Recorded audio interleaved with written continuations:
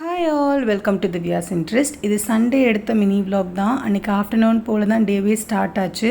So சிம்பிளாக lunch செஞ்சு சாப்பிட்டுட்டு ஈவினிங்காக சவுகார்பேட் போகலாம் அப்படின்னு சொல்லிட்டு ரெடி ஆகிட்டு இருந்தோம். லாஸ்ட் வீக் தங்கச்சி வந்தப்போ இந்த ரஸ்னா பேக்கெட் எடுத்துகிட்டு வந்தாங்க. ஸோ அதில் மெஷர்மெண்ட்ஸ்லாம் பார்த்து ஒரு 2 லிட்டர் பாட்டில் நல்லா ஃபில் பண்ணி ஷேக் பண்ணி வச்சுக்கிட்டோம். ஒரு 1 hour வெளியே கிளம்புறதுக்கு முன்னாடி நம்ம ரெடி பண்ணி ஃப்ரிட்ஜில் வச்சுட்டா நம்ம போகிறப்ப கரெக்டாக இருக்கும் அப்படின்றதுக்காக அதுக்கேற்ற மாதிரி பிளான் பண்ணி வச்சுட்டு நாங்களும் ரெடி ஆகிட்டு மெட்ரோவில் தான் ஆலந்தூரில் போய் வண்டி விட்டு அங்கேருந்து போயிருந்தோம்.